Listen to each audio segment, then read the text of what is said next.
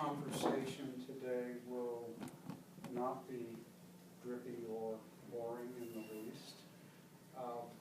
Many of you already know our wonderful organizer, Saeed Khan, and it's always a great pleasure to work with my dear friend and colleague.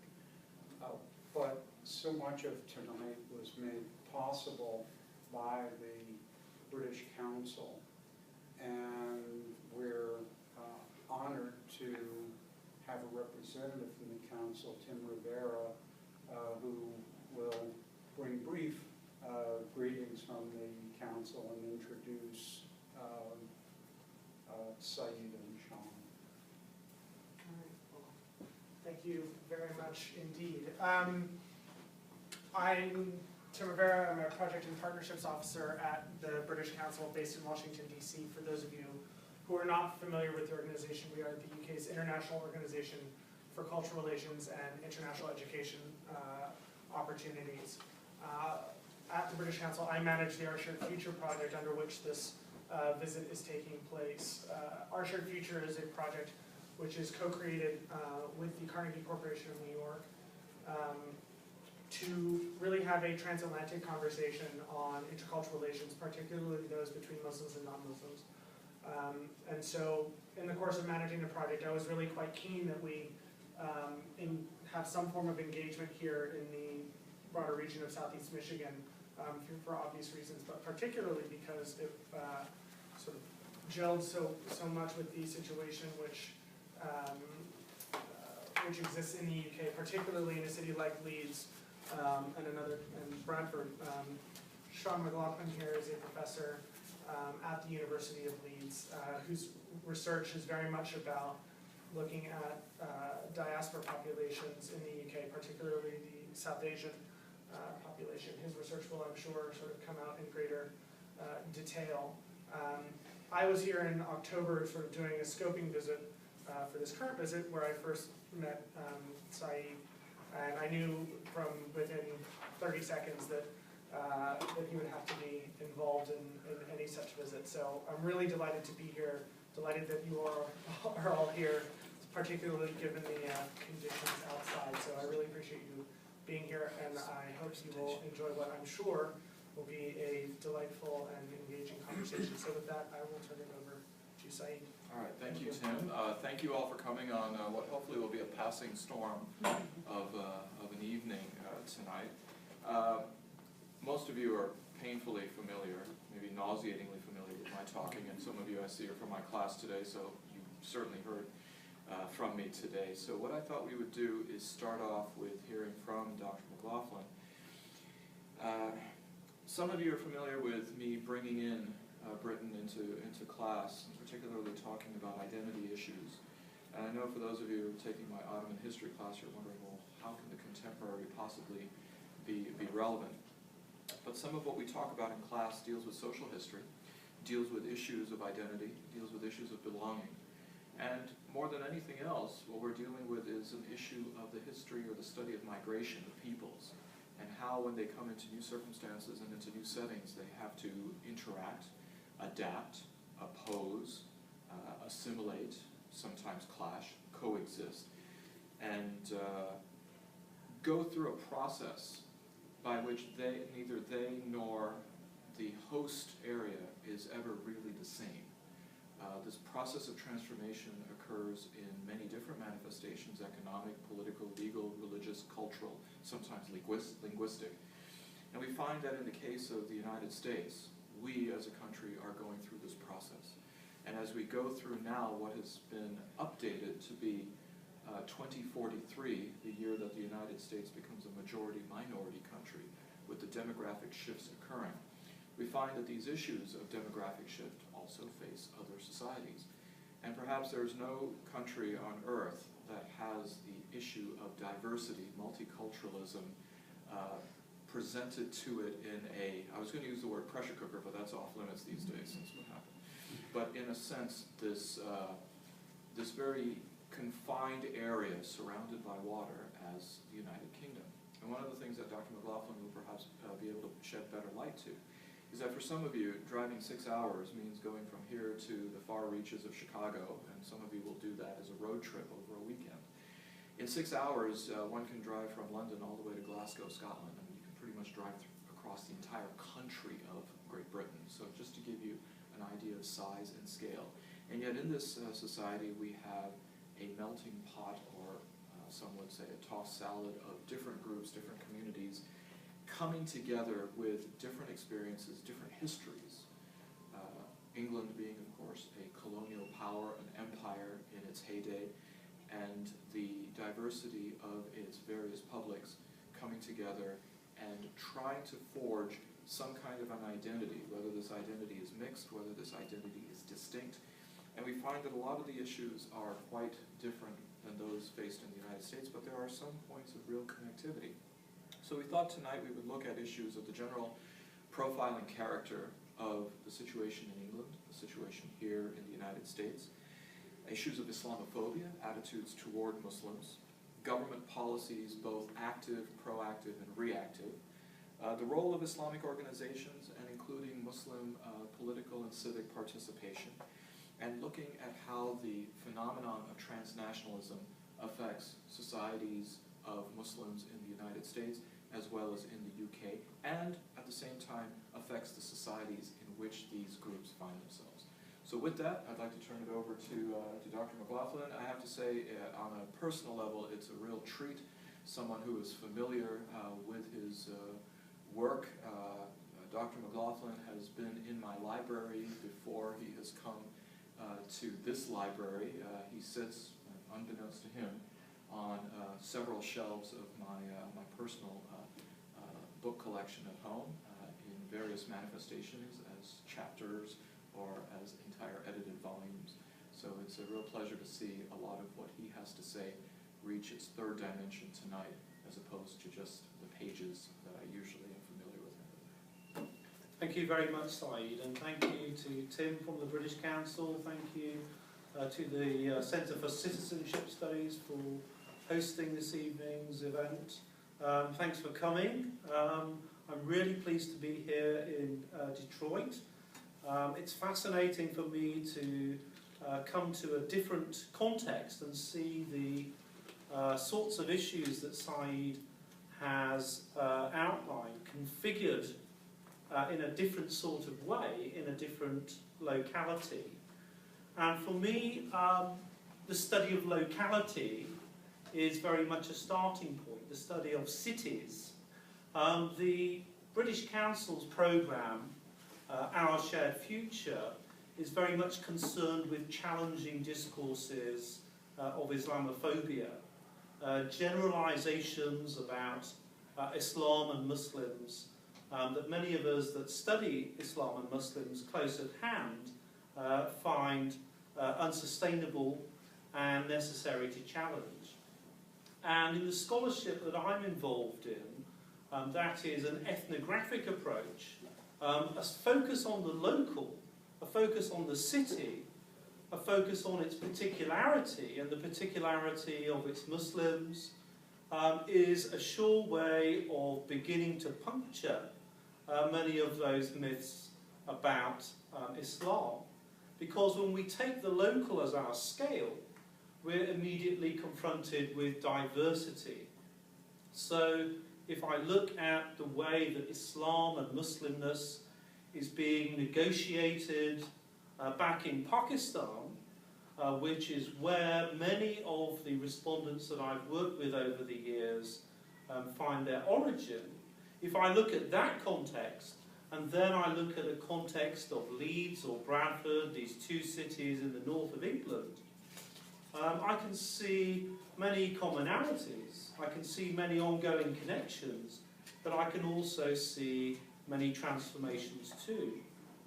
So in many ways I'm interested in the way in which, in a globalization context, the local is connected to many other people and to many other places. The Muslims that I work with in Bradford and Leeds are rooted deeply in a sense of their region, in the north of England, in a sense of place, in terms of their neighbourhood, and yet they are also deeply connected to their homeland and also to a wider, more nebulous space that we might identify in terms of a Muslim consciousness. And that was very interesting talking to some of Saeed's students, one or two of who have made it back for a second session this evening. It was interesting to tease out with those students both their sense of rootedness in places like Dearborn,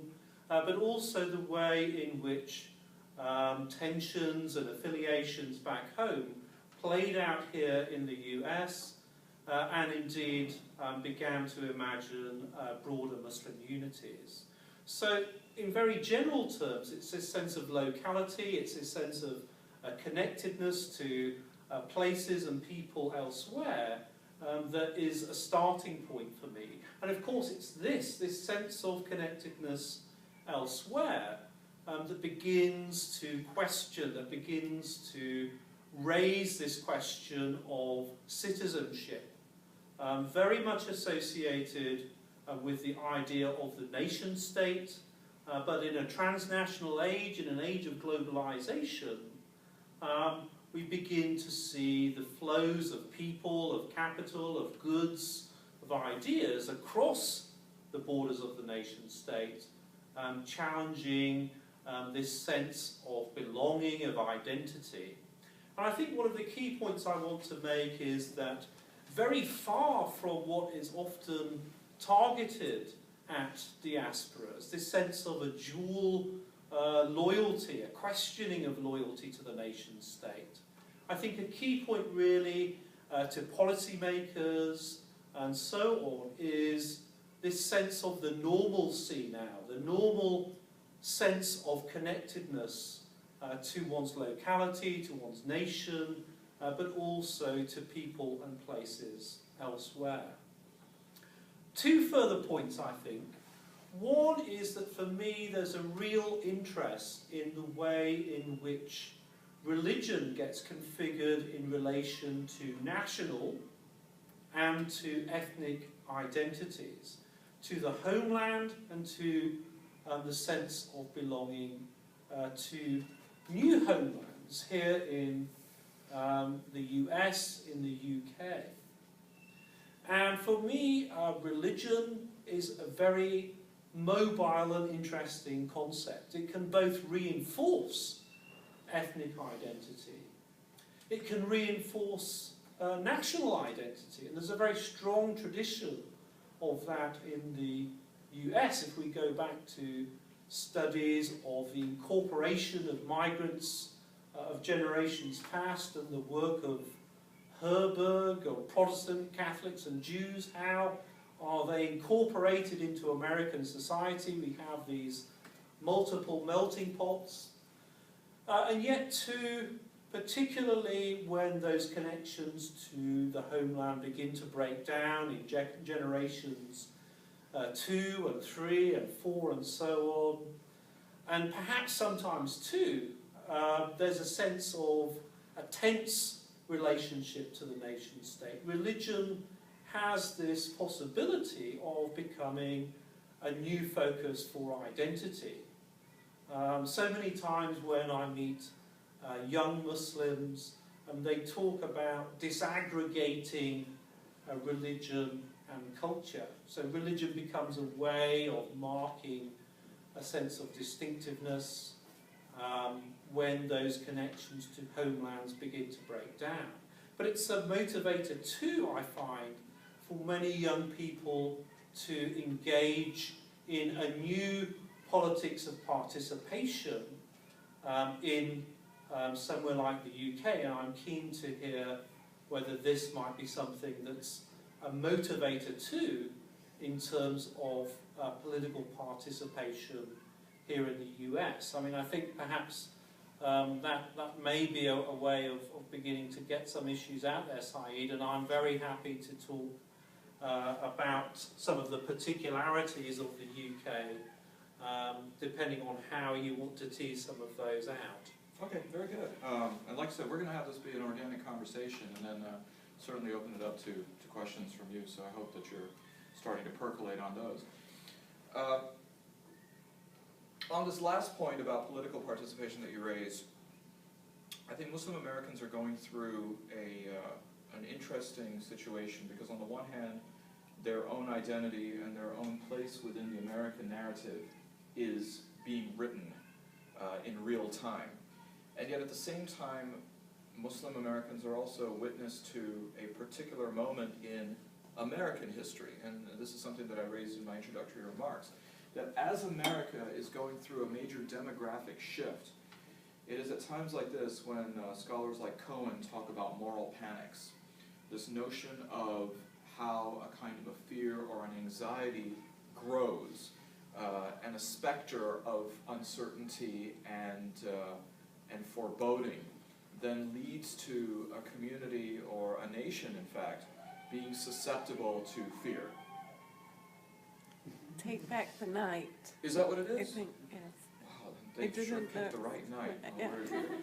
Okay. And we see that it's particularly interesting that after this last election in the United States, that the commentary coming from some of the major opinion leaders was that traditional America is done. And of course, this is a buzzword for a particular meme or a particular conceptualization of what America is, what it was, and of course, by inference, what it always should be. The late Samuel Huntington, in his last book, Who Are We?, describes this idea of America being essentially a white Anglo-Saxon Protestant nation. But 2012 did a lot to place a lot of damage to his hopes of when he left and escaped this mortal coil, that he would still be comforted with the notion that this is the America that he left behind. 2012 was the first year, according to the U.S. Census Bureau, by which the United States now had the number of non-Hispanic white births be less than the minority birth rate. Okay. It was also, according to the Pew Center for the Study of Religious Life, in October of 2012, the first time in American history whereby the country is majority non-Protestant. Okay. It is also the year when the census revealed that the Hispanic population is the largest single ethnic group in the United States, 52%. So if you take white Anglo-Saxon Protestants, you now have a society which is less white and more minority, less Anglo-Saxon and more Latin American, less Protestant and more something else. So the very notion of this essential group called WASP, white Anglo-Saxon Protestant, has now vanished. And the numbers are not going to reverse this at all. So you've got this demographic shift, and by 2043 it's going to be complete. You also have at the same time other demographic groups which, and again, if one saw and heard the rhetoric right after the November election, there was a clamor, and in a sense also a resignation among some voices, that there have been significant reconfigurations of the definition of marriage with the advent of the LGBTQ community and its efforts. There has been a significant shift when it comes to racial identity, whether it is the Hispanic community or the African American community, manifested, of course, with the re-election of Barack Obama. That even if they were going to rationalize the first one as a one-off, as a fluke, this time it is for real. We also have new changes when it comes to reproductive and contraceptive rights being contested across the nation. And then, of course, also the power still, although certainly much less than what it used to be, of the nation's labor movement. So along these lines, when you have all of these factors, all of these different groups in flux, the question is, how is America going to change? What will it look like? And we find that Islamophobia, or what I would propose as being called Muslimophobia, because it's a much more racialized discourse, becomes explicable because these other groups, whether it is based on race or ethnicity or on socioeconomic or labor classification, or gender, or on sexual orientation, have a certain amount of social and political capital in the United States. They have a certain amount of economic, civic, and political participation in the United States. And the group which tends to then lag behind because of both numbers and the post-9/11 narrative, as it has been scripted, are the Muslim Americans. And particularly damning for them was the 2007 Pew study, which said that the number of Muslim Americans was not the 6 to 8 million, which had previously been estimated, but was now 2.35 million. So going from about 3% of the population, or the second largest religion in the country, to 0.6% of the population. A population which is diversely and diffusely spread around the country, and therefore cannot really posit much of a political impact on the elections. Yet paradoxically, they are apparently dangerous enough that there need to be these firewalls of anti-Sharia and anti-mosque legislation going up in states like Oklahoma, Tennessee, and even efforts being made in Michigan and about 17 other states underway. How then, within this construct, is political participation to be negotiated? On the one hand, it has intensified a sense of vigor, a sense of necessity for Muslim Americans to participate in the political process based on the idea that the system does work. That there is underlying that, not just an optimism, but for lack of better words, a faith, that the American political system can yield, as it has for the predecessor groups, a window or a space within the American civic society. That there are several different ways by which this can be implemented and exercised. One can be at the ballot box, and another can be in the kind of civic participation. So you see then that there is a renewed interest for Muslims to participate. And by and large, the statistics, although not provided by the census, of Muslim political participation in the last several elections has been quite high. In polls and surveys that have been taken by the community, it has been somewhere between 60 to 80% political participation among registered Muslim American voters. So there is then this correlation of saying that it is not a lost cause, there is not a sense of despair, that this is something that can achieve a certain result, and perhaps more importantly, it is the only way to go ahead and do so. That's one important thing to recognize. But the other is on a civic scale. The American Muslim identity is something that is highly contested, and in many ways it is a fluid and unwritten future for what it will look like. Part of the difference between what is the situation in the UK and in the US is that there really has been two different Muslim identities in the United States. One which begins before the conventional narrative is written, and that of course is the African American Muslim experience. One that begins well before the large influx of immigrant Muslims. So you find a movement which begins within the US, by and large through the Nation of Islam, as a liberation theology during the civil rights struggle of the 1960s. Figures like, of course, Elijah Muhammad, Malcolm X, Louis Farrakhan, and Muhammad Ali are some of the names which are associated with the Nation of Islam. It's interesting and important for especially immigrant Muslim Americans to remember that 1965 was not only a watershed year when the Civil Rights Act is passed, but it coincides then with the relaxation of immigration quotas, particularly from South Asia, Southeast Asia, and Africa.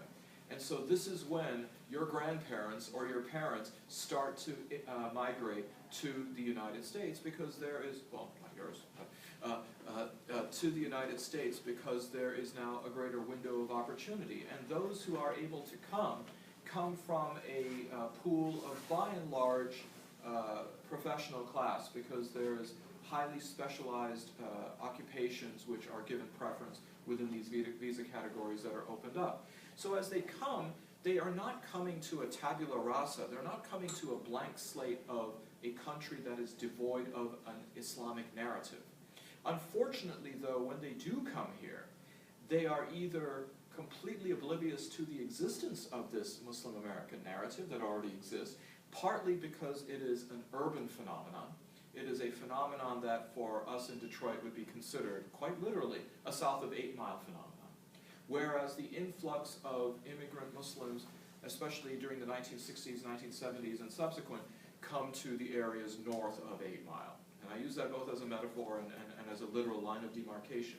That the socioeconomic distinctions bear in mind then the opportunity for interaction between indigenous Muslims, by and large African American Muslims, and those who are coming as immigrants. That is one major factor in then this lack of knowledge of this American Islam already existing. The other thing, unfortunately, is also an issue of authenticity. Because the Nation of Islam did not resemble mom-and-pop Islam from the home country, because it was seen as a liberation theology and one whose cultural practices, as well as its doctrinal practices, bore little resemblance other than some of the names and the iconography of conventional Islam, this created another barrier. It was a kind of Islam that is, from a conversation earlier, similar to Christian yoga. It seemed oxymoronic or almost contradictory in its terminology. So there was an arm's length distance that many immigrant Muslims placed when it came to African American Muslims. And thirdly, and I think that this has to be said as a matter of intellectual honesty, there was a racial component. There was a disincentive for immigrant Muslims to align with African American Muslims because they saw them to be a marginalized member of society. It was certainly more prudent for them, in their estimation, to try to incline in the pursuit of upward mobility toward white America. And this is why after 9/11, when a lot of immigrant Muslims went to their African American Muslim counterparts and said, you know something about this whole civil rights thing because we are certainly getting slammed by it, help us out. There was a certain amount of cynicism and skepticism by African American Muslims saying, well, let me guess, that for the last 20, 30, 40 years, you were spending all of your energy and resources trying to act quote-unquote white, and now you finally come to us when you recognize that we're even more better off than you are, because we can code switch into asserting our African American identity first, which gives us a kind of immunization from critique because of the racial history and our investment in it to overcome that. So people will think twice before they get into our grill about being black American. And as a result of that, our Islam is actually more preserved and protected. You don't have that cover because you are pretty much out there naked with your own visible minority status. Fortunately, over the last 12 years, that bridge has been building between these two communities. But socioeconomics still plays a very large role in keeping them apart. And this is why, prior to 9/11, there was a split in the political persuasions of the Muslim community. And some would then argue that these votes were canceling each other out. The African American Muslim community voted, by and large, Democratic. And in very large numbers, estimates somewhere along the lines of 90%, even in the 2000 election in electing George W. Bush, the immigrant Muslim community was voting for the Republican Party because they bought into this mythos of put yourself up, pick yourself up by the bootstraps, self-reliant, business, entrepreneurial, socially conservative means that are part of the Republican Party. After 9/11, this changed dramatically, and we find that there's much more of a convergence of political participation whereby immigrant and indigenous Muslims are starting to vote generally as a bloc. Now enter into this fray the new group, which are yourselves, those who consider themselves neither to be indigenous because they have not, they don't exactly comport to Anglo or African American Islamic identity, but nor are they really immigrants because they happen to have been born here. So this between class, or the 1.5 generation immigrant class, that's where the real intersection lies, and this is where the most synergy is occurring right now. And this is also coinciding with their struggles to figure out an effective way to be political participants in the American narrative, it is also they who are at the forefront of trying to understand how to forge an American Muslim identity. And part of the issue then becomes a matter of understanding cultural production and cultural authority. For African American Muslims, cultural production was a no-brainer. They had cultural icons. Part of it was from within the tradition of the African American community, or even more specifically, the African American Islamic community. Malcolm X, Muhammad Ali, Kareem Abdul-Jabbar, they could all be visible as Muslims as well as maintain their racial identity as well. And as I mentioned before, there is that deference that is given because of the rather sordid racial identity. But when it comes to the immigrant Muslim community, where is it? There is this anxiety about either appropriating from the African American Muslim community, and it is happening. After all, one of the most popular across the board figures within the American Muslim community among your generation is Lupe Fiasco, the hip-hop artist. He is able to transcend these lines of demarcation of immigrant, indigenous, etc. But the question then becomes that even if there is a cultural authority which is being forged, whose is it?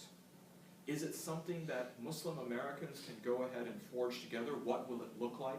Will it be in the realm of fashion? Will it be in the realm of cuisine? Will it be in the realm of music, which is a highly contested issue among some because of the doctrine theologically about it for some reason? Is it going to be some musical icon? Where is the Muslim Kumar? To quote from the Harold and Kumar movies. Does he in fact exist? Where's the lovable marijuana-toting person who is then accepted as a cultural meme in popular culture? These are some of the questions that have to be asked. And yet at the same time, Muslim American youth are also being forced upon them the cultural authority of Pakistan, the cultural authority of Bangladesh, and perhaps this overarching meta-narrative of the cultural authority of Saudi Arabia. So how are they going to then, on the one hand, try to beat this back with a stick when there are pressures coming from parents and other groupthink mechanisms to say, no, this is for some reason a more authentic form of Islam? Well, it's not a more authentic form of the theological aspect of Islam, but they are made to think that it is a more authentic part of the cultural Islam. But of course, it does not have the historicity in America. But there is a danger of how the cultural authority which is being produced elsewhere is going to have a very malignant effect on America. Now bear with me on this one.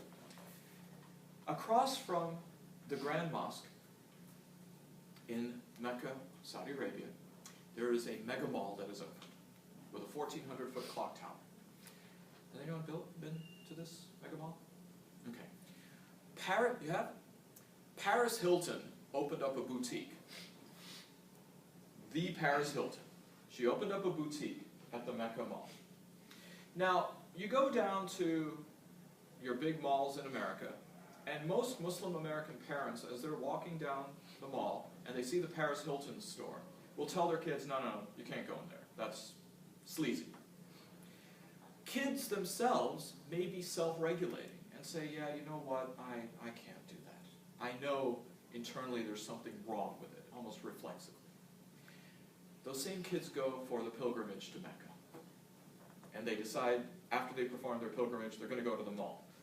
And here, literally in the shadow of, well actually now the Grand Mosque is in the shadow of this mall, they encounter the Paris Hilton boutique. And at least some of them are going to have the thought that if it's so close in proximity to the holiest site of Islam, maybe there's something lawful about it. Maybe it is not off limits. So that cultural production in America boomerangs its way to Mecca, comes back laundered into the United States, and now all of a sudden, Paris Hilton becomes halal for the Muslim American youth. You see the danger then of a borrowed or a turned cultural authority. No, I just wanted to make sure that we're able to get a sort of a similar narrative arc, if you will, from the UK side as well. Right. So, back to you. Well, I mean, so many different things that you've touched on there. I think the first thing perhaps is to highlight that in terms of the UK, we're also looking at a very similar population size. So I think you mentioned 2.35 million Muslims in a country as large as the US. In Britain, 2.7 million Muslims in a much, much smaller country of about 60 or so million. More generally, about 15 to 20 million Muslims have come and settled in Western Europe. And really, whereas we look at the US as having very many different migrant groups, many with actually a Christian background, in Europe it's been a Muslim-dominated process. So when people think about immigration to Western Europe in the post-war context, it's been very much a Muslim phenomenon. And moreover, again a point of contrast, whereas many of the migrants who came to the US have professional background, in Europe, in general, we're talking about people really with rural farming backgrounds, certainly very working class, which I'm not sure is a term that translates so well over here. So we're talking about a community with a very different social capital. Now, if we think about the impact of the events of 9/11, and for us in the UK, the events of the 7/7 London bombings, what impact has that had on communities which, rather like Detroit, I think, communities that have suffered from a period of post-industrialisation, we can see a number of things going on. An interesting thing that happened was that the government developed a whole series of policies which for the very first time were directed at Muslims. And of course this gave rise to many great fears of Islamophobia, and it's true that in the UK there are very serious issues in terms of public attitudes towards Muslims. This is one battle that Muslims have not been able to win in the UK, although I think in many ways that the intensity of the discourses is much less in the UK than it is over here in the US, partly because of substantial funding. But an interesting dynamic occurred, and it brings me back to this point about locality. The government spent about £60 million on a preventing violent extremism programme. And this programme was targeted at what we might call soft power. It was a way of trying to win the hearts and minds of Muslims. Now we have a very serious reservation about this because it really securitized the whole debate about what we call in the UK community cohesion, issues around integration and so on. So there was a conflation of security discourses and integration discourses.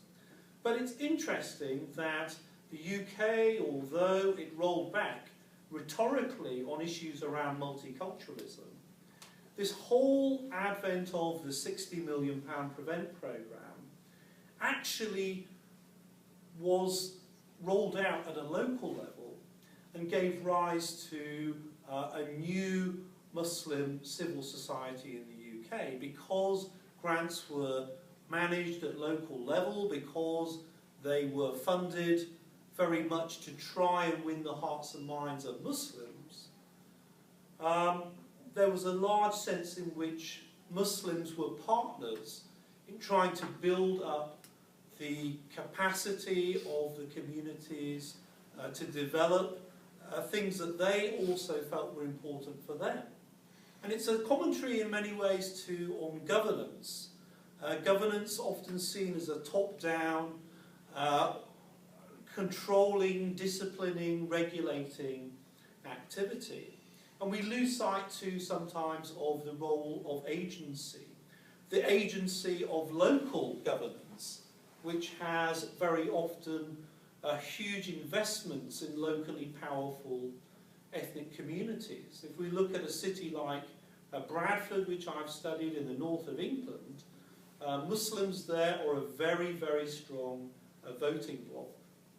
So Bradford, for instance, refused the money from the central government. It refused to be part of the Prevent programme because it was clear that it would compromise very vulnerable community relations.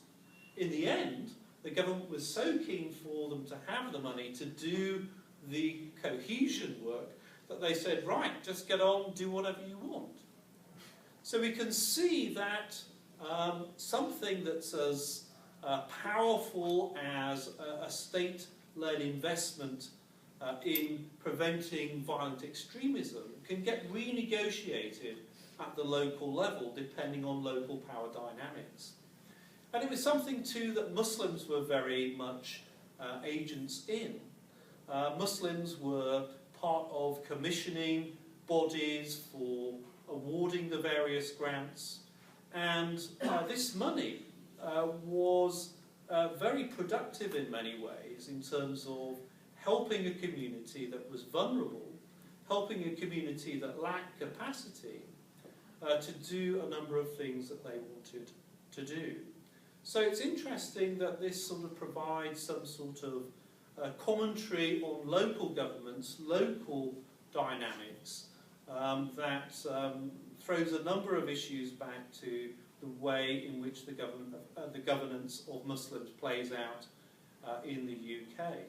As I say, this does not challenge the very significant issues that Muslims face in terms of broad structuring discourses in the media and the way in which Muslims are framed in the media.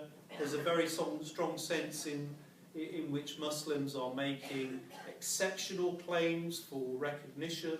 This is the strong discourse that we can often identify. And yet, in terms of political participation, we can see many examples of the way in which Muslims have been working across communities with Christians, with Jews, with other faith-based groups, something that's really rather important in the UK, given that there is an established church. So in Europe, we often see society characterised as secular. There's a lot of sociology of religion that's come through in recent years. It's really looked at deconstructing this idea of the secular West, and then the key contrast that's often drawn is between secular Europe and religious American society. But the UK is rather unusual in that it has an established church. And it's an established church that has not sought to lord it over religious minorities.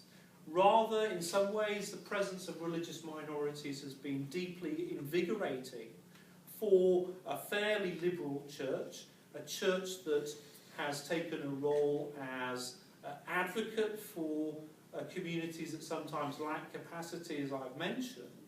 And so we have seen positive relationships evolve in terms of a faith sector in the UK, one that clearly provides various opportunities for Muslims as Muslims to organise in society, something that perhaps is not at all something that exists over in France, for instance, where we have a much more secular, laïc society, where it's very difficult to talk publicly about religion. And we have a religion question in the UK census. We have done since 2001. So again, there's a way in which religion is part of public discourse in the UK. And that's something that Muslims have, again, actively fought for over a number of decades. If we rewind to the 1960s and 1970s, when Muslims began to establish their communities, there was no protection whatsoever for Muslims. The dominant discourse about difference in the UK was principally around race. But because Muslims are such a significant minority, because of the way in which Muslim consciousness has been impacted by global events from the Rushdie affair through to events of 9/11, this sense of Muslims as a distinctive community is something that has begun to grow. And of course Muslims are responding dynamically to Islamophobia and this targeting of Muslims as the principal other within Europe.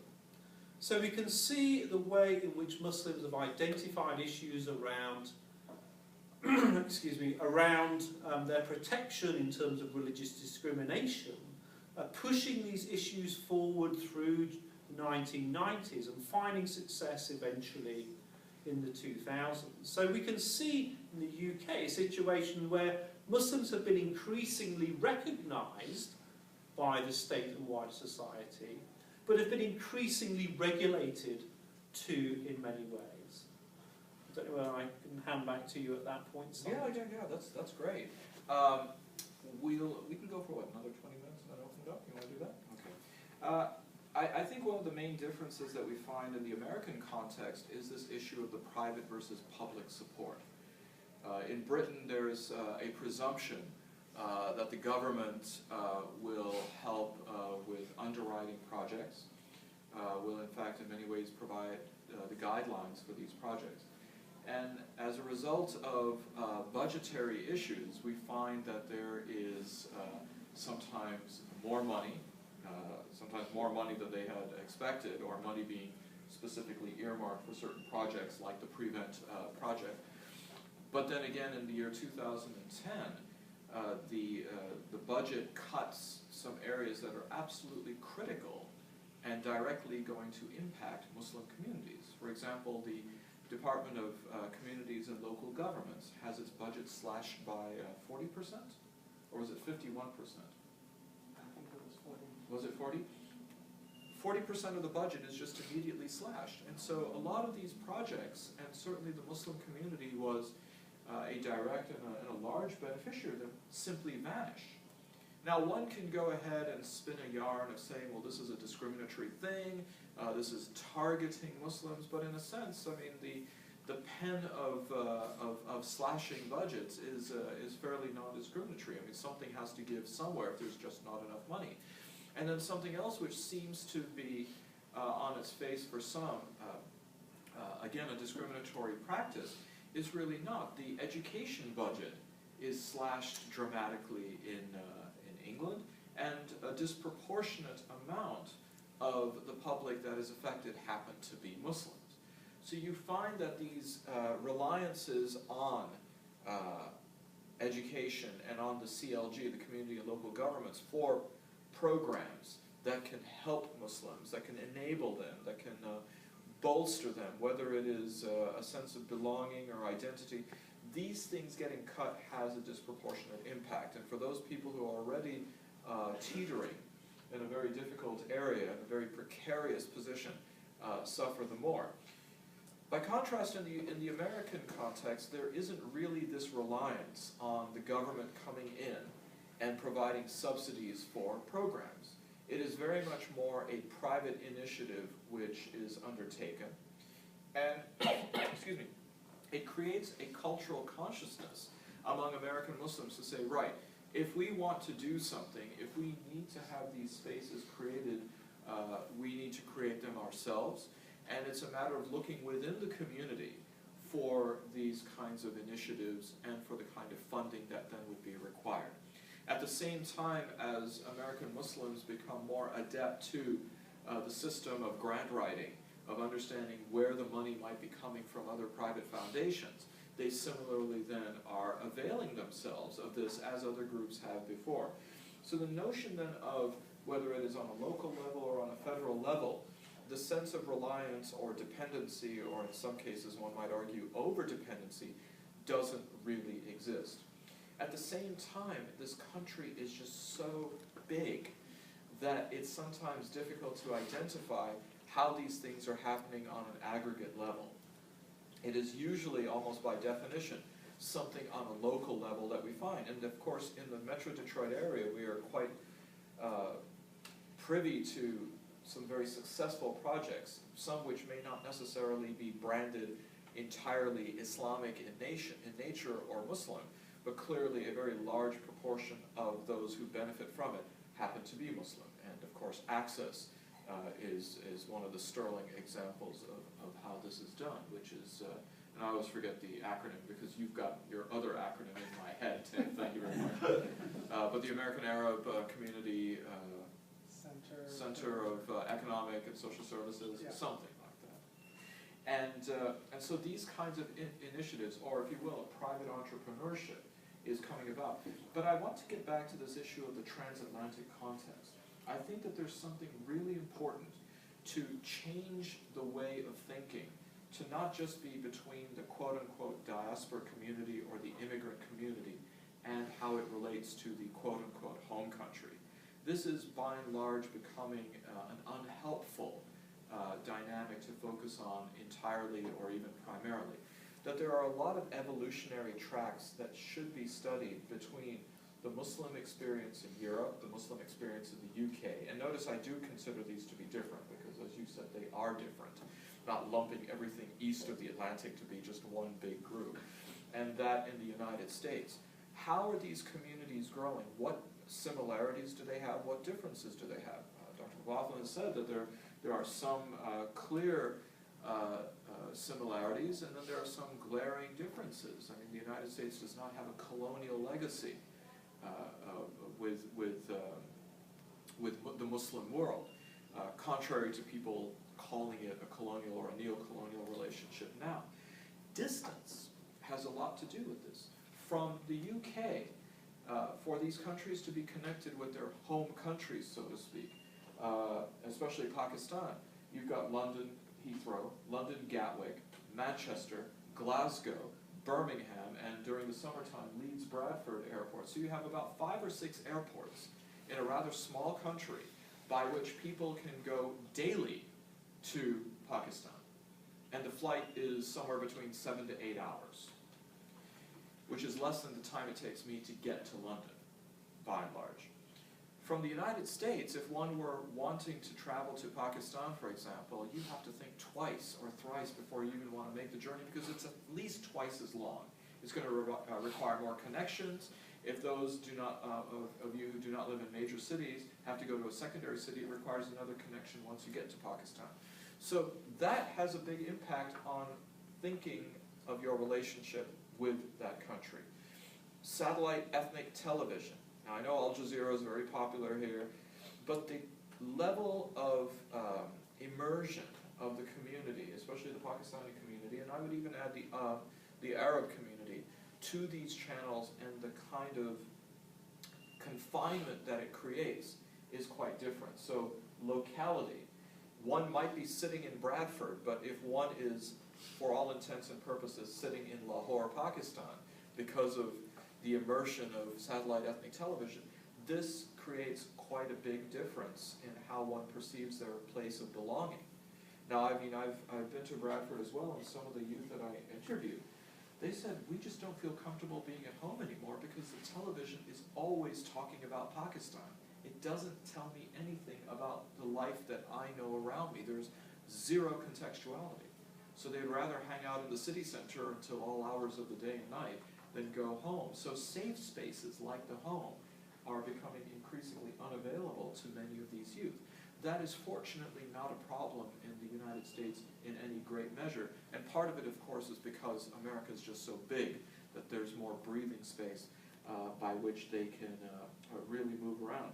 So we find then that when it comes to the American context, these differences, whether it is of private and public funding, whether it is spatial issues of distance and how these form identity, have some similarities and some differences. But at the same time, I think it is so important for the American model and especially the British model to be studied together, to try to understand how these similarities and these differences inform one another, because I think that there's some examples in the British context of what does work, that lessons from that can be learned in the American arena, and certainly there's some best practices of the American context that can be employed in England, especially as there are efforts now underway to wean people off from the public trust.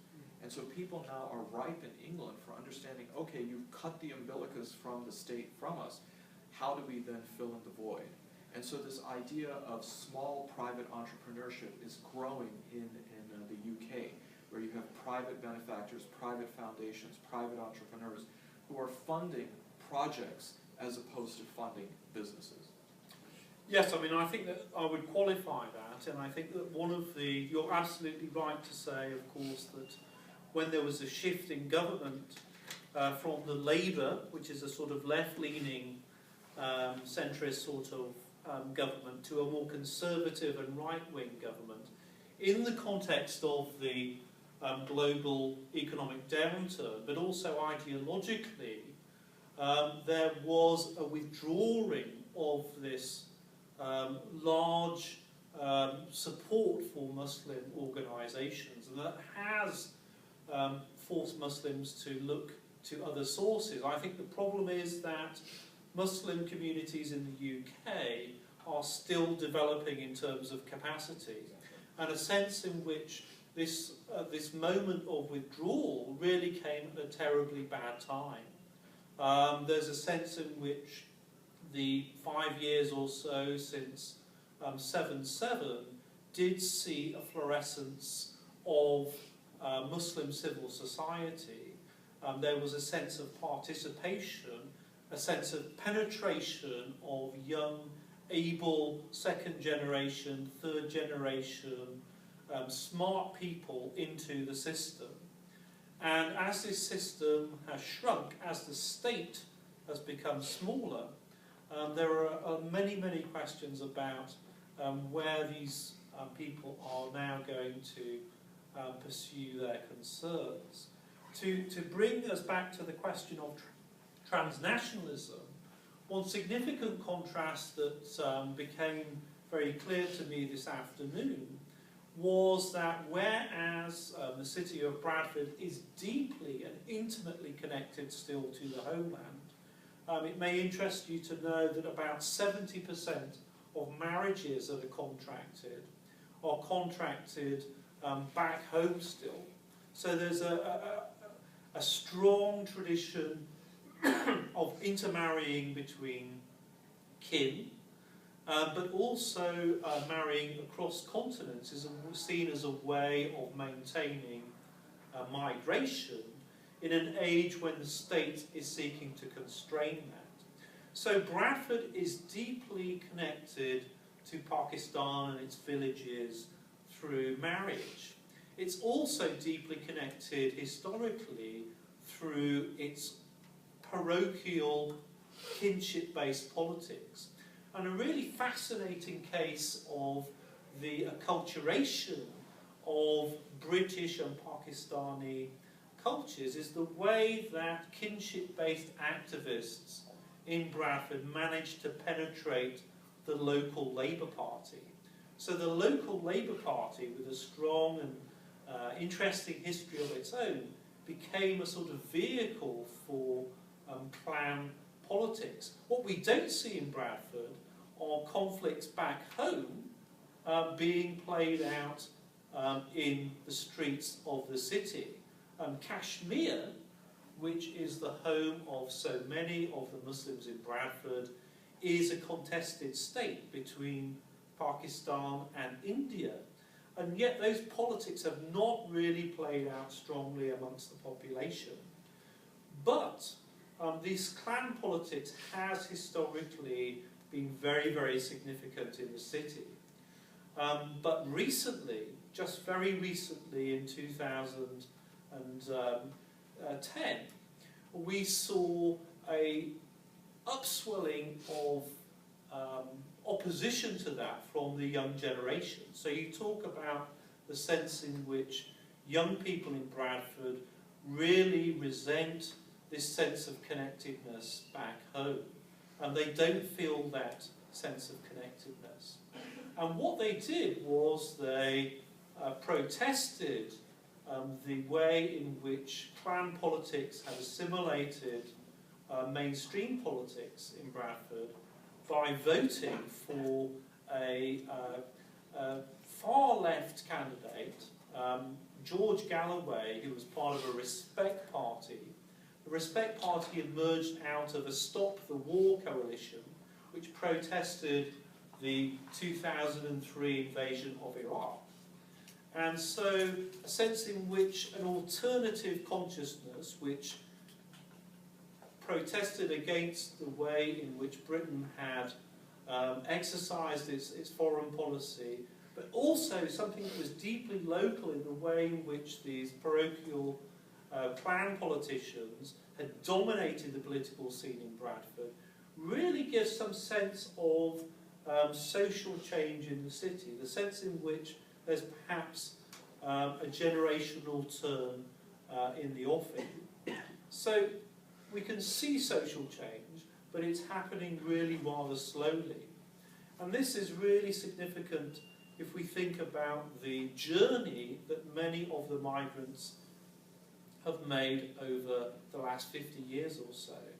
We're really talking about communities that have moved from a situation of rural peasantry. Many came as illiterate workers to Bradford's woolen mills. And so their journey into modernity, into post-modernity, has been incredibly rapid compared to the mainstream industrial population.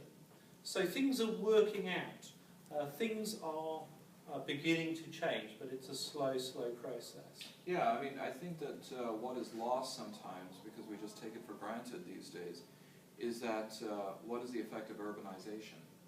I mean, the movement, even for somebody in the state of Michigan, coming from some small village up in near Traverse City, coming to the big cities of Ann Arbor or to Detroit and all. I mean, it's a profound change of culture. It's a profound change of cultural sensitivities and identity and how to fit in this ever moving world. And then take that for somebody from the Midwest and how one is sometimes treated, often in a patronizing way or condescending way, by people on either coast. So these kinds of bodies in motion as migration, whether within a country, sort of I guess you wouldn't call it transnationalism, you would, but sort of an intranational movement, plays a very big role. I think in the case of, and again it's fascinating because of the clan politics and its impact on Bradford politics, in Detroit and in the Dearborn area we do see certain manifestations of that. Clearly right now with the situation in Syria, we see that there are tectonic plates within the Arab American community. We see lines are being drawn between Syrian Sunni Muslims on the one hand, Syrian Shi'i Muslims on the other, and Syrian Christians. Coming into the fray are then the Lebanese and their parallel groups on that side of the equation or that side of the border. But it seems as though more than playing out on the local political end, it's more of a matter of how the politics among communities are shaped by foreign policy. There isn't really so much of a matter that, well, I'm voting for a particular candidate in a particular locale because of that person's foreign policy bona fides on the Syrian issue or on the Lebanese issue or on the Iraqi issue. So it's not necessarily refracting itself to who's going to be mayor of Dearborn or who's going to be the congressperson from the district, including Dearborn. So I think that's one major difference. Well, we're coming up on 7:10, and we're here till 7:30. So I just thought we would open it up for some questions. And oh, there we go. Wow. I wonder if we could step back and do a chronological comparison of the UK and the United States on the history of Islamophobia over the last, well, since 9/11. And clearly, I have the sense that we're talking about some similar trajectories, but also different dynamics at work in England, and obviously 7/7 intervenes in a profound way, but the Professor Khan's discussion of the discovery that there are fewer Muslims among us than we thought does not, it doesn't fit your description of a relatively large Muslim population. So I wonder if you might Yeah, I mean, in explore terms of- that last decade. In terms of chronology, we have to rewind much before 9/11, really. So, in many ways, the contemporary discussion about Islamophobia finds at least some of its roots in Britain, and that's something that's been picked up and has been talked about in the US and in Europe. So what we have to do is we have to go back to that context that I was talking about, where really the whole dominant discourse around difference in the UK in the 70s and the 80s was dominated by race.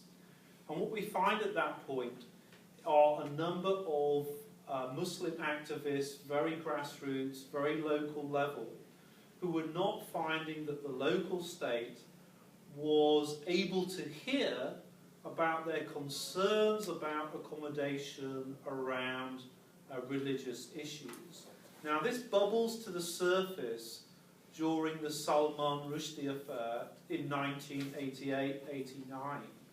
This is a real focus in many ways for a shift in discourse and in terms of the visibility of Muslims. And it's also a convergence of change that's happening within Britain in terms of a frustrated minority that demographically is seeing for the first time the emergence of a British-born generation that's much less prepared to accept things as compared to its parents. But we're also seeing at this point the way in which global issues are beginning to really cross-cut the UK situation. So it's in this context that we see Muslims actively protesting the way in which the state recognises religion, the way in which the state is prepared to hear Muslims speak as Muslims.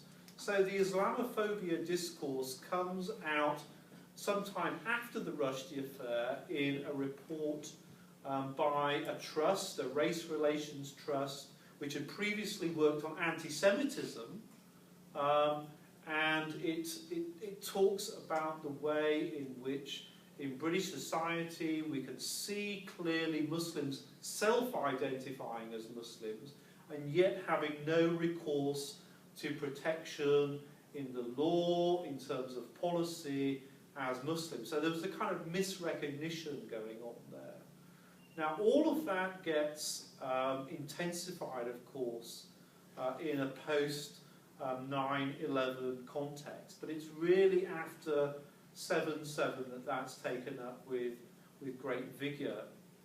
And what we can see as part of this kind of fluorescence of civil society that I was talking about are a number of Muslim advocacy organisations emerging that are beginning now to really police this whole area of Islamophobia.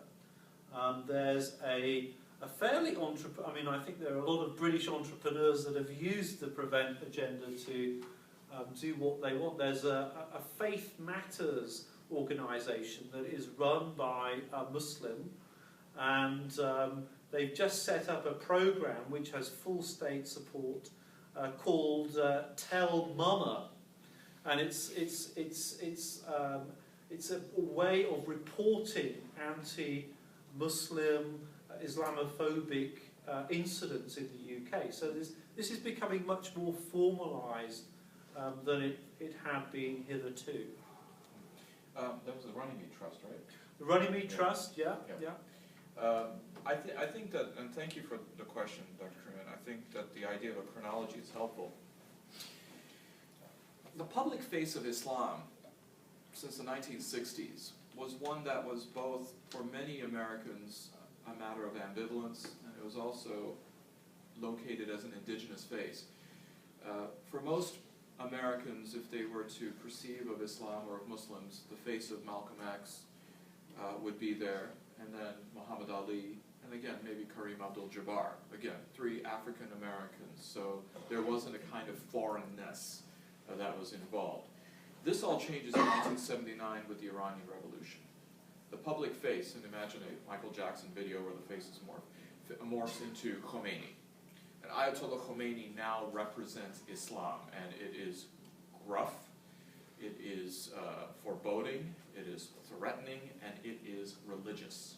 It is theological, it is inescapable because of the turban and everything. In fact, if anything, it falls into the exact trope of the demon other, and especially hearkening back to this fairly long tradition of anti-Islamic tropes dating back to even before the Crusades, that this is the Saracen, the infidel, and this is what he looks like. And so this was at a time during the Cold War where Nostradamus's prophecies were being reinterpreted to say that the Soviet Union and Iran were now going to form this axis from Moscow to Tehran and threaten existentially the United States, which of course was laughable given the fact that if Khomeini had contempt for any other country than the United States and, well, Israel, it was the Soviet Union and its godless communism. But of course that was something that Nostradamus didn't pick up on apparently in the 14th century.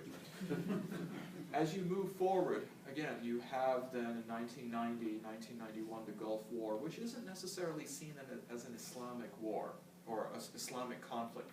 There is some kind of novel curiosity about the Rushdie affair, wondering why are they protesting about a book. And you find that some literary luminaries like Norman Mailer and Susan Sontag take this as a cause célèbre. But by and large, the Rushdie affair seemed to be so much within the zone of Khomeini, because Khomeini was the one who issued the fatwa, that they're like, well, there he goes again.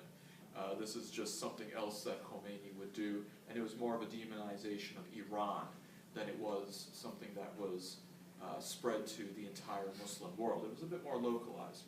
9/11, of course, is a major moment, and then there are certain events that, of course, keep the fuel lit, whether it's the March 11th or the 3/11/2004 Madrid bombings or the 7/7/2005 bombings.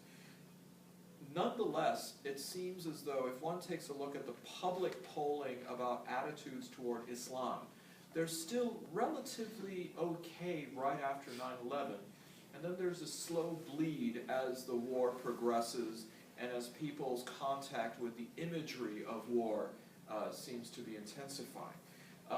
3/11 and 7/7 don't seem to provide any significant change in that trajectory. There don't appear to be any sharp declines. But 2007, though, seems to really indicate a watershed. And this, of course, is leading up to the 2008 elections. And in 2008, Islam becomes a political issue, or Muslims become a political issue. And so we find then that as the president-elect, or I should say the candidacy, is now forged in the nomination of Obama, there seems to be a wake-up moment for America to say, wow, things are getting much more alienized or otherized with a candidate who is not like what appears on the currency of the United States, shall we say. So as this is now moving forward, we find another milestone, and that is the summer before the 2010 elections.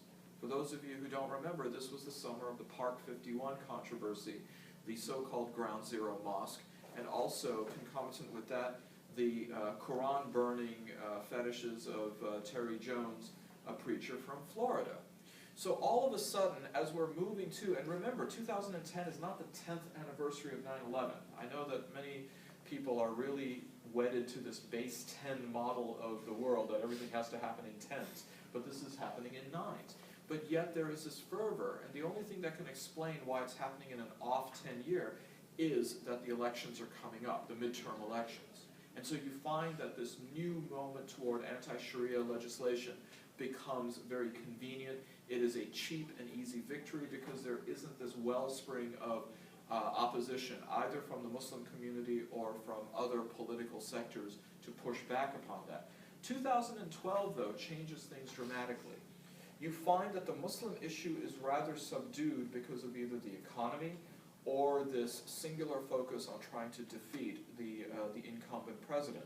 It doesn't work, and in fact, if anything, it galvanizes in a loose network a lot of these demographic groups who come together and re-elect the president. So that seems to be the arc of Islam within the United States and the relationship of how the public has perceived it.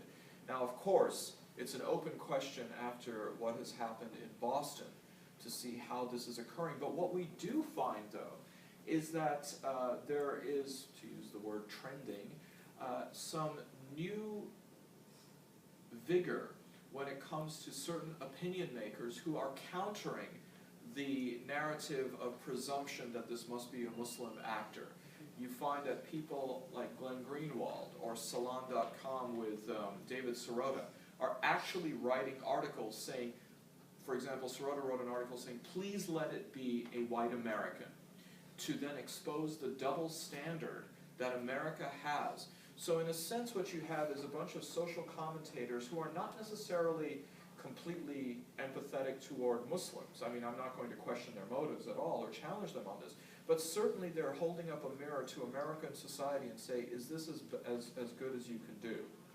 And so what we're finding then is that there's a contestation using Islam as kind of a ping-pong match between forces on the political and social left and forces on the political and the social right. Because in many ways the Muslim community in America has become the canary in the coal mine.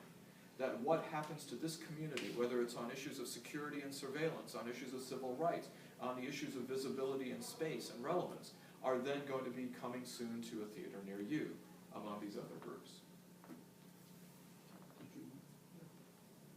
Yes?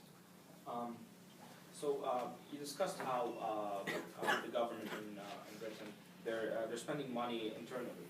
And but in my opinion, I don't think that solves the problem here, because as you said, that Muslims are linked globally to each other. If something happens to them outside, they think that they're being targeted inside. So how about the foreign policy here? We didn't talk about it here. Why hasn't been changes in the foreign policy to affect the Muslims, whether it's in the U.S. or in the United Kingdom? Yes, I mean, this is a very significant point.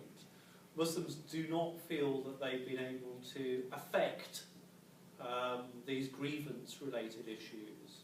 Some of the earlier articulations of the prevent policy went some distance to trying to at least have a conversation about grievance, but more recently that's fallen off the agenda. So Muslims don't feel that they've been able to have an impact in terms of foreign policy, and that's perhaps not surprising when you think about what sort of size constituency we're talking about. Now, I guess that some Muslims too have also had to become very pragmatic about these issues, and they look to the Ummah on their doorstep and its social condition. So I think this is one of the challenges, the difficulties of all diasporas, that they have what some scholars call a double consciousness. They can see things from different ways, and if we look at any diaspora throughout history, even from ancient times, this has been their challenge, really. So I don't see that that's something that the British Muslims can really expect to impact, although it's likely to be an ongoing cause of concern to them. So this dynamic is not going to change, I don't think, in the near future. I mean, from the American context, and I would submit also from the British context, that those people who were protesting the Iraq War were not all Muslims. In fact, it was a much larger coalition, and yet, and I think the Iraq War is very, it's very educational in the way that things were handled, that despite not only some very overwhelming and vociferous opposition to it from the public, and along with that, some fairly compelling evidence that this was not a valid war, at least that the rationales that were being presented and submitted by both Mr. Blair and Bush were flawed, to say the least, that the countries were still going full-throatedly toward war. And I think that this demonstrated to a lot of people and cultivated a cynicism that in many ways democracies are not really fully democratic in the sense that the popular will be exercised. And that was something that at the same time could have been seen by Muslims to say, oh well, here we go again, we are still voiceless. But the recognition that it was no longer personalized to them. That if there was in fact a political agenda or a policy agenda by governments, that these things were going to happen irrespective of facts, irrespective of truth, I mean again, perceived, and irrespective of the public will. And this perhaps then helped to enhance the optimism in the electoral process that if we then avail ourselves of that, at least that will mean we've tried to do something. It may be in vain, but at least we've done as much as we can working within the system. And so, again, it's very hard to find candidates who are going to exercise your political agenda and your aspirations completely. There is a change that happens in 2008, a new president is elected, and there is an intensification of drone attacks in Pakistan and in Afghanistan. And, of course, most Muslims vote in 2012 for the incumbent, who is still persisting with such policy, yet rationalize it by saying it could be so much worse had the other one come in. Interestingly though, and this I think marks a very important shift, the negotiation about for whom to vote was not based only on foreign policy, which used to be a very common element among many immigrant Muslims particularly, and this is what caused the chasm with the indigenous Muslims, that they were voting primarily on a candidate's foreign policy bona fides and his agenda. Now the negotiation was saying, well, yes, he's doing this in the foreign policy realm, but we're going to be better protected at home. Yeah, I mean, I think the electoral example is very interesting in the UK. So what we see in the early part of the 2000s is a backlash against the incumbent Labour Party. So we can point to Muslim localities where there are strong Muslim votes, actually throwing Labour out of power. But what we see a number of years later is that they come back just into the same old position. So there's a period of reaction, but then the status quo reasserts itself. So, you know, it's something that is transient. Yeah. Want to end on a political question? Sean, would you like to just give some concluding remarks then about either things already said or things yet to be said? Well, I was quite intrigued by your comments about the Hajj, actually, because that's an upcoming research project of mine. Well, you know, in order to get in, you got to convert. Well, there's so much you can see on TV these days, but yes, I mean, I think that's quite an interesting point to finish on, perhaps. And if we think about the sort of triad of homeland, old, homeland, new, and the broader Muslim world, the example of Hajj perhaps shows us that, you know, not all Muslim connectedness to places and people elsewhere are deeply politicized. There's a kind of routine participation in broader transnational circulations. We're drawn very often to a focus on the political, whether it's in terms of the impact of homeland movements in the diaspora or homeland politics in the diaspora. But for me, there's also this sort of broader transnational public sphere that is Islamic and Muslim and incorporates just a sense of being in a world where, in terms of religious practice, maybe even religious tourism, in terms of consumption. I mean, I think this is fascinating. There is been interesting work in the UK more recently on modest fashion and the way in which that broader context of Islamic revival, particularly amongst middle classes, have produced a sort of Islamized consumer culture, which I think, brings us back to Paris Hilton. And It all comes back to Paris Hilton. well, and I think that's absolutely right.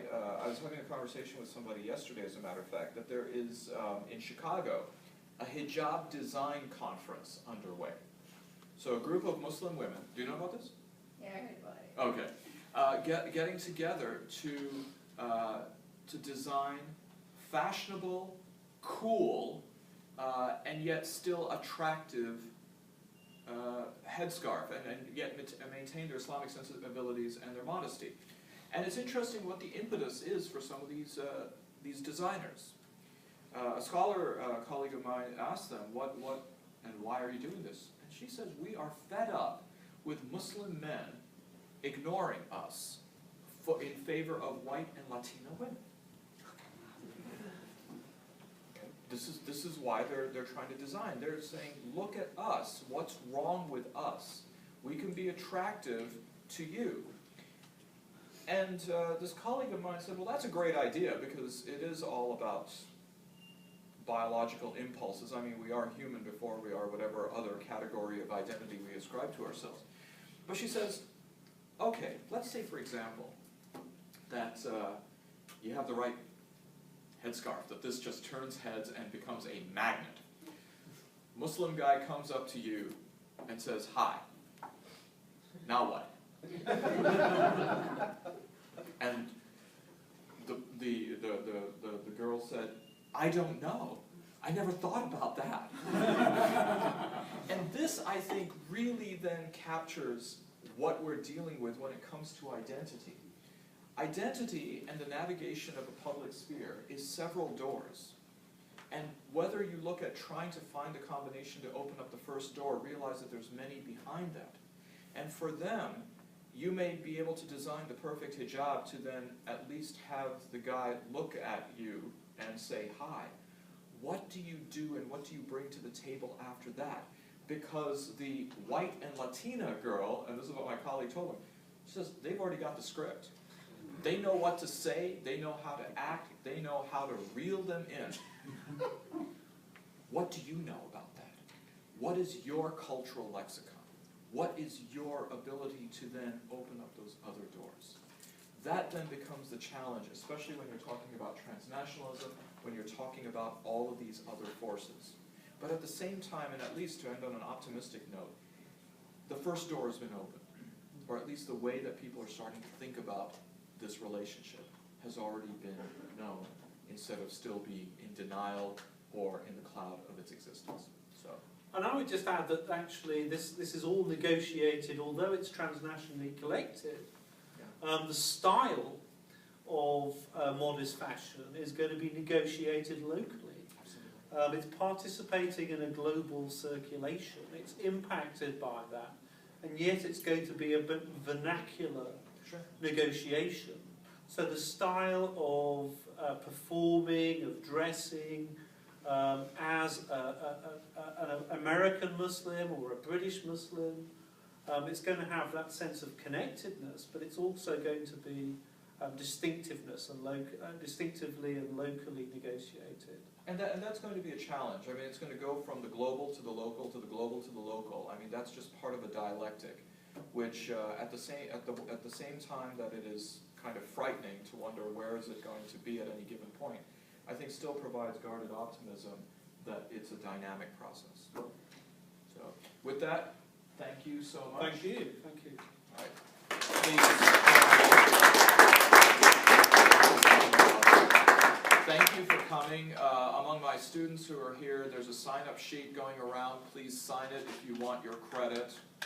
Otherwise, I will deny its existence if I don't have it in my hands. Thank you for coming on hopefully what now is becoming a clearer evening. Thank you to the Center for Citizenship Studies, Dr. Mark Crewman and Helen. Thank you for organizing this. Thank you to the British Council and Tim Rivera. And again, once again, thank you, Dr. Sean McLoughlin.